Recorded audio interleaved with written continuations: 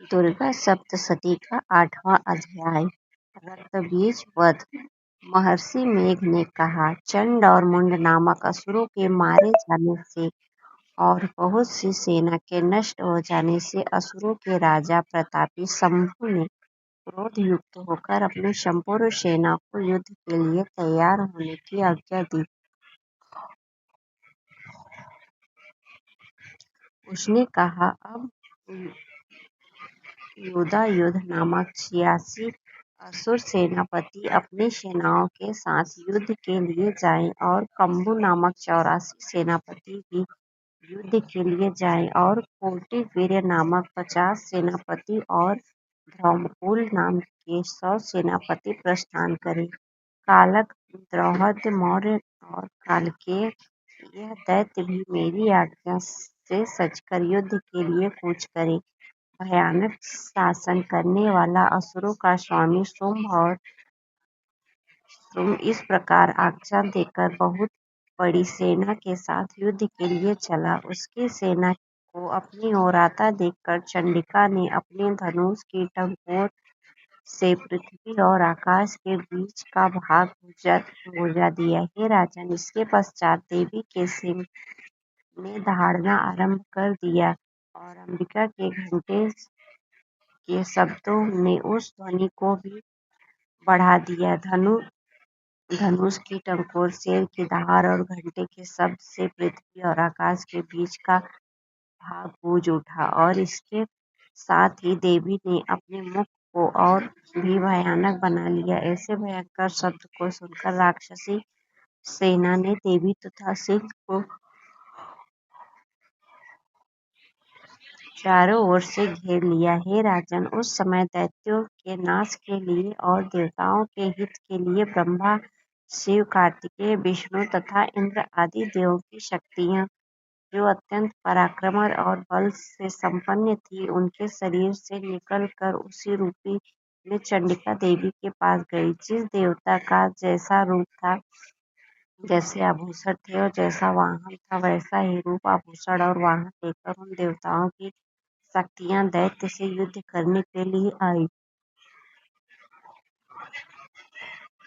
हंस युद्ध विमान में बैठकर और रुद्राक्ष की माला तथा कमंडल धारण कर के ब्रह्मा जी की शक्ति आई। वृषभ पर सवार होकर, हाथ में त्रिशूल लेकर, महानाग का कंकड़ पहन और चंद्ररेखा से भूषित होकर भगवान शंकर की शक्ति माहेश्वरी आई और मोह पर आरूढ़ होकर हाथ में शक्ति लिए दैत्यों से युद्ध करने के लिए कार्तिकेय जी की शक्ति उन्हीं का रूप धारण करके आई। भगवान विष्णु की शक्ति गरुड़ पर सवार होकर शंकर शंख, चक्र, शार्क, गदा, धनुष तथा खंड हाथ में लिए हुए आई। श्री हरि की शक्ति वाराही वाराह का शरीर धारण करके आई और नृसिंह के समान शरीर धारण करके उनकी शक्ति नारसिंही भी आई।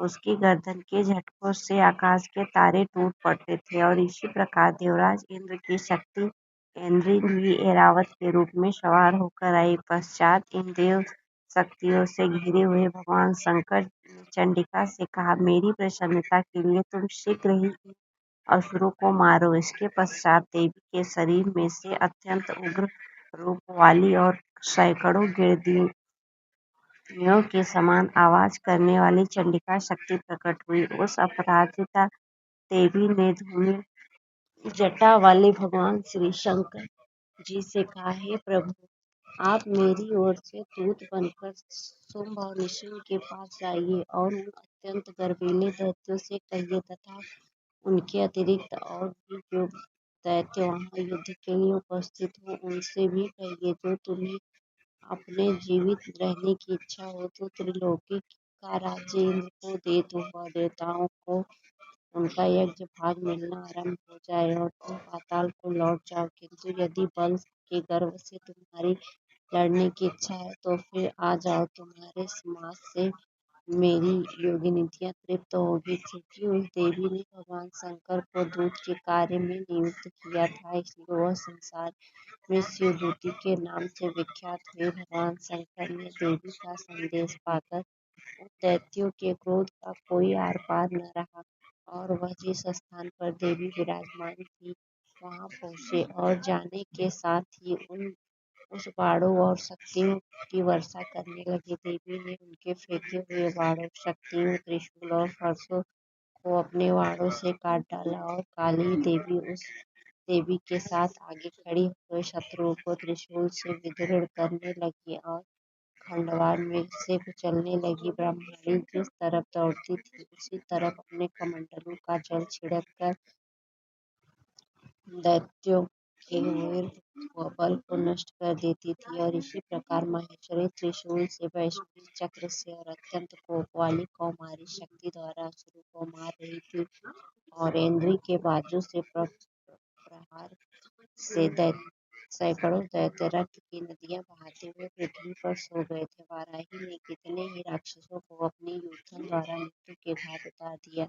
दाढ़ों के अग्रभाग से कितने ही राक्षसों की छाती को चीर डाला और चक्र की चोट से कितनों को ही विदर्भ करके धरती पर मार डाला। बड़े बड़े राक्षसों ने नारसिंगी अपने नखों से विदीर्ण करके भक्षण कर रही थी और सिंहनाद ने जिससे चारों दिशाओं को बुझाती हुई रणभूमि में विचर रही थी। शिवदूती के प्रचंड अट्टहास से कितने ही दैत्य भयभीत होकर पृथ्वी पर गिर पड़े और उनके गिरते ही वह उनको भक्षण कर गई।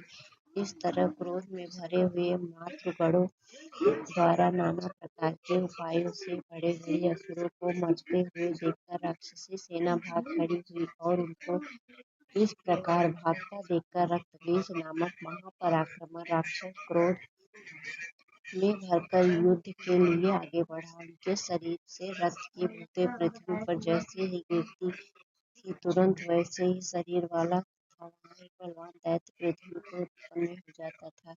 रक्तबीज गदा में हाथ लेकर इंद्र के साथ युद्ध करने लगा। तब इंद्र शक्ति ने अपने वज्र से उसको मारा तो घायल होके कारण उसके शरीर से बहुत सारा रक्त बहने लगा और उसे प्रत्येक बिंदु से उसके समान ही बलवान महापराक्रमी अनेकों दैत्य भयंकर रूप से प्रकट हो गए और सबके सब दैत्य बीज के समान ही बलवान तेज वाले थे।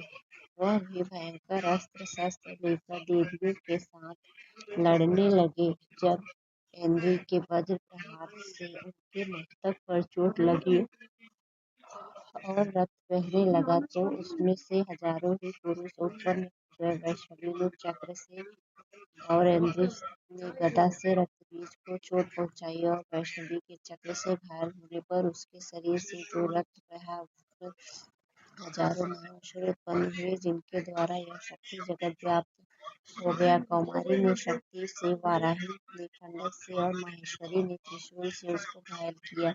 इस प्रकार क्रोध में भरकर उस महादैत्य ने अपने मात्र शक्तियों पर पृथक पृथक गदा से प्रहार किया और माताओं ने शक्ति और सूर्य इत्यादि से उसको बार बार घायल किया। उससे सैकड़ों महादैत्य उत्पन्न हुए और इस प्रकार उस रक्तबीज के रुधिर से उत्पन्न हुए असुरों से संपूर्ण जगत व्याप्त हो गया, जिससे देवताओं को भय हुआ। देवताओं को भयभीत देखकर चंडिका ने काली से कहा, हे चामुंडे, अपने मुख को बड़ा करो और मेरे शस्त्रघात से उत्पन्न हुए रक्त बिंदुओं और रक्त बिंदुओं से उत्पन्न हुए महाअसुरों को तुम अपने ही मुख में भक्षण करते जाओ। इस प्रकार रक्त बिंदुओं से उत्पन्न हुए महादैत्यों को भक्षण करती हुई तुम रणभूमि से विचरो। इस प्रकार रक्त क्षीण होने से यह दैत्य नष्ट हो जाएगा। तुम्हारे भक्षण करने से कारण अन्य दैत्य नहीं। काली ने इस प्रकार कहकर चंडिका देवी ने रक्तबीज पर अपने त्रिशूल से प्रहार किया और काली देवी ने अपने मुख में उसका रक्त ले लिया। तब उससे गदा से चंडिका पर प्रहार किया। प्रहार से चंडिका को तनिक भी कष्ट न हुआ, किंतु रक्तबीज के शरीर से बहुत सा रक्त बहने लगा। लेकिन उसके गिरने के साथ ही काली ने उसको अपने मुख में ले लिया। काली के मुख में उस रक्त से जो असुर उत्पन्न हुए उनको उसने भक्षण कर लिया और रक्त को पीती गई।